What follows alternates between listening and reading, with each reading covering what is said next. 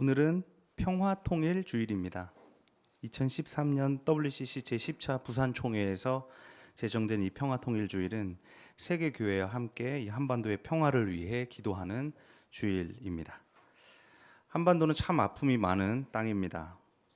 제국의 침략도 있었고 여러 위기들도 있었지만 무엇보다 가슴 아픈 것은 같은 형제 자매가 서로에게 총칼을 들이밀고 싸웠다는 경험입니다. 사람들이 허무하게 죽었고 남과 북의 관계는 너덜너덜해졌습니다. 이미 한쪽이 총을 쏜 마당에 다른 한쪽도 가만히 있을 수는 없었습니다. 이렇게 배신과 핏자국이 얼룩진 이 한반도에 평화가 다시 찾아올 수 있을까요? 오늘 이스라엘의 아들들을 생각하면 정말 믿음이라는 것을 회복할 수 있을까? 우리가 다시 서로를 믿게 될 수 있을까? 회의가 듭니다.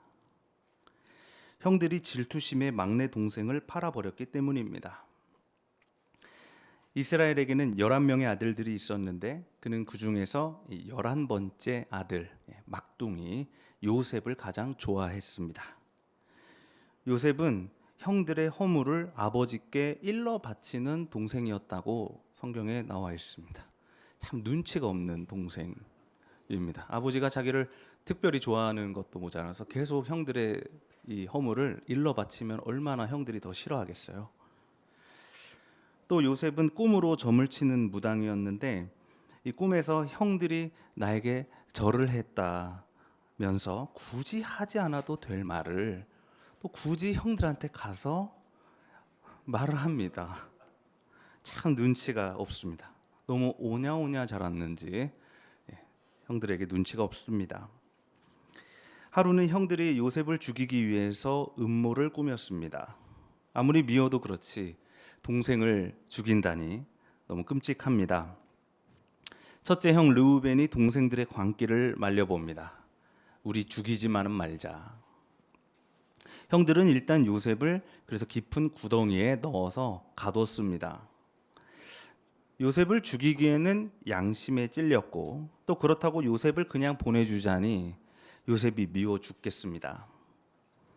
넷째 형 유다가 꾀를 냅니다. 우리 죽이기는 뭐하니까 요셉을 노예로 팔아버리자. 형들은 결국 이집트로 향하는 미디안 상인들에게 요셉을 은수문양에 팔았습니다. 요셉은 형들에게 배신을 당했습니다. 요셉과 형들은 이런 일을 겪고도 다시 화해할 수 있을까요? 그들은 다시 서로를 믿을 수 있을까요? 수많은 싸움 안에서 서로의 바닥을 보게 된 우리도 다시 믿음이라는 것을 가질 수 있을까 생각해 봅니다. 믿음은 두려움과 관련된 것입니다. 믿음은 어둠 속에 몸을 던지는 일입니다. 그래서 만일 어둠이 두렵다면 끝내 믿음을 가질 수는 없습니다. 어느 집 고양이는 저를 아주 잘 따릅니다. 제가 이렇게 손을 내밀면 뺨을 와서 비비는 거예요. 믿음이 좋은 고양이입니다. 반면 어느 다른 집 고양이는 제가 손을 내밀면 바로 물어버립니다. 믿음이 부족한 고양이입니다. 라고 할 수도 있겠지만 단지 그것만은 아닙니다. 왜냐하면 그 고양이는 길고양이 시절 어떤 사람들에게 손으로 폭력을 당한 적이 있어서 그때부터 누구의 손이라도 무서워하게 된 것이죠. 이렇게 폭력은 두려움을 낳고 두려움은 불신을 낳습니다. 그러므로 이미 싸울 대로 싸워버린 우리가 믿음을 갖는다는 것은 너무나도 어려운 일입니다. 오늘 베드로도 믿음을 가져보려 도전했지만 실패하고 맙니다. 예수의 제자들이 배에 있을 때 풍랑이 일어났습니다. 얼마나 무섭겠습니까? 제자들은 무서운 마음에 배에 있는 아무거나 잡아봅니다. 그때 저기서 풍랑을 뚫고 바다 위로 걸어오는 사람이 한 명 있습니다. 제자들은 겁에 질려서 유령이다 하고 외쳤습니다. 그러나 사실 그 사람은 예수님이었습니다. 예수께서 제자들을 안심시킵니다. 나다, 두려워하지 말아라. 갑자기 베드로가 예수께 말합니다. 주님, 저도 됩니까? 저도 물 위에 설 수 있습니까? 호기로운 도전입니다. 오너라. 예수는 베드로의 도전이 반갑습니다. 베드로는 조심스럽게 배에서 내려서 물 위에 서봅니다. 어떻게 됐을까요? 되네? 섰어요. 수영을 처음 배울 때 물 위에 뜨는 걸 배우는데 물 위에 이렇게 몸을 뉘어서 떠 있다 보면은 물이 귀까지 잠기고 이제 찰랑찰랑 얼굴을 치지 않습니까? 되네 하고 잠시 떠 있다가 갑자기 두려움이 엄습해 오면 그 순간 몸에 힘이 들어가고 잠기게 됩니다. 그것처럼 베드로는 몇 발짝 걷자마자 거센 바람이 부는 것을 보고 무서움에 사로잡혀서 바로 그 자리에서 바다에 빠지고 말았습니다. 주님 살려주십시오. 예수께서 손을 내밀어 허우적대는 베드로에게 이렇게 말합니다. 믿음이 적은 사람아, 왜 의심하였느냐. 어쩌면 우리도 베드로와 같지 않습니까? 불안한 상태, 믿는다고 말하면서 물 위에 잠시 떠 있기는 하지만 의심 하나 들어오면 바로 와르르 무너질 것 같은 그런 불안한 상태요. 돈, 또는 권력, 지식, 친구, 심지어 종교까지 이것저것 잡아보지만 세상에 믿을 만한 것이 하나도 없습니다. 결국 아무것도 믿지 못하고 바다에 빠져버리는 우리입니다. 믿음은 도대체 어디에 있는 걸까요? 믿음을 가져야 구원에 이른다고 하는데 믿음 하나 갖기 어려운 이 세상에서 어떻게 하면 우리가 믿음을 가질 수 있을까? 오늘 바울은 신명기 말씀을 패러디하면서 사실 믿음을 갖는 일은 그렇게 어려운 일이 아니라고 말합니다. 신명기에서는 모세가 율법을 지키기 어려운 사람들에게 율법을 다 지키는 게 얼마나 어렵겠어요? 그래서 어렵다고 말하는 그런 사람들에게 이렇게 말합니다. 오늘 내가 당신들에게 내리는 명령은 실천하기 어려운 것도 아니고 당신들의 능력이 부족한 것도 아닙니다. 이 명령은 하늘 위에 있는 것도 아니고 또 바다 건너에 있는 것도 아닙니다. 사실 이 명령은 당신들과 아주 가까운 곳에 있습니다. 명령은 당신들의 입에 있고 마음에 있으니 당신들이 그것을 충분히 실천할 수 있습니다. 율법을 실천하는 일이 굉장히 어려워 보이지만 사실은 그냥 실천하면 된다고 모세가 말하고 있습니다. 저는 이 모세의 말에 동감합니다. 우리 새민족교회는 고난 현장과 꽤 가깝게 지내고 있지만 현장에 나가 구호를 외치고 연대하는 일이 아직 다른 기독교인들에게는 참 익숙한 일은 아닙니다. 현장을 나가야 한다고 말하는 신학도들이 참 많았습니다. 실천 없는 신학은 반쪽짜리이기 때문입니다. 또 사회의 변혁 없이 개인의 변혁만 일으키는 신앙은 반쪽짜리이기 때문입니다. 그런데 실제로 현장에서 마주하는 이들은 늘 적었습니다.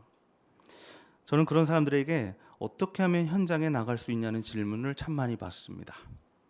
어떻게 하면 현장을 나갈 수 있어요? 저는 늘 이렇게 대답합니다.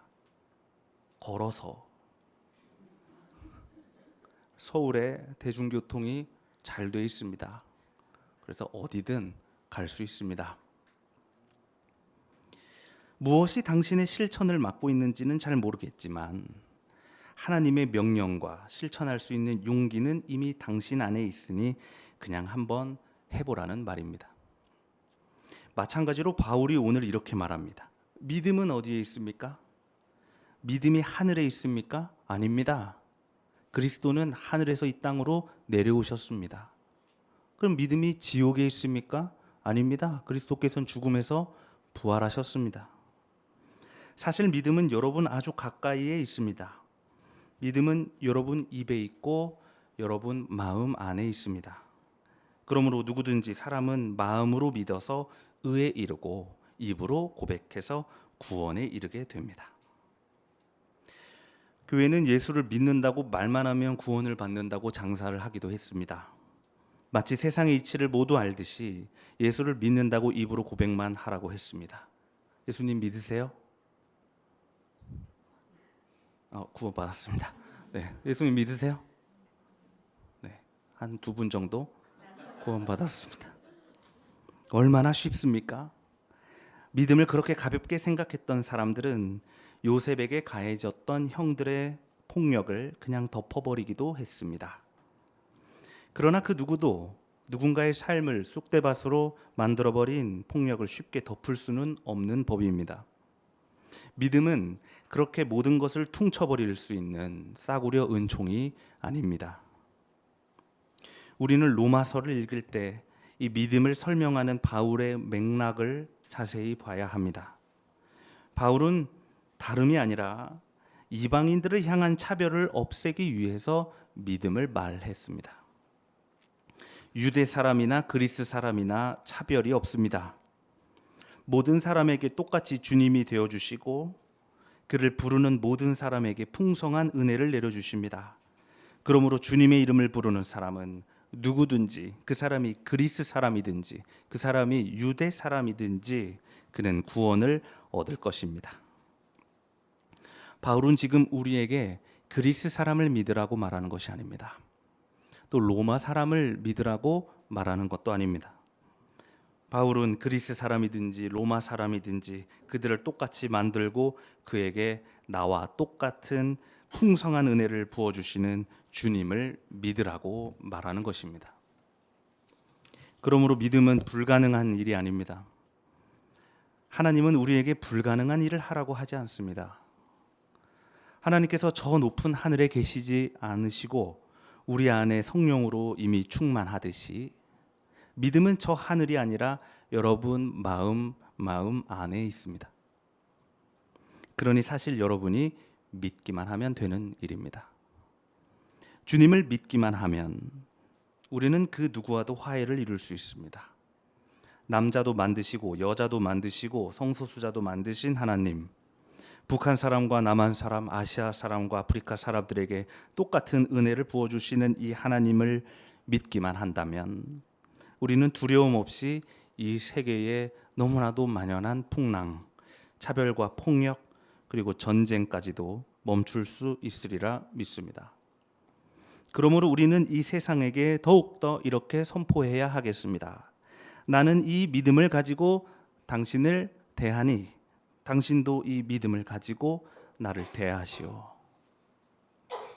사랑하는 교우 여러분, 저 사람과 저 민족을 도저히 믿을 수 없다고 생각이 들 때 우리는 더더욱 예수를 믿읍시다. 예수 그리스도께서는 가난한 곳으로 오셔서 모든 이들에게 차별과 폭력을 이길 수 있는 믿음을 몸소 가르쳐 주셨습니다. 예수 그리스도, 그 이름을 힘입어서 믿읍시다. 평화통일주일, 우리는 이 한반도에 모든 이들에게 풍성한 은혜를 부어주시는 하나님에 대한 믿음이 굳게 서기를 바랍니다. 오늘 주신 말씀을 다 함께 묵상합시다.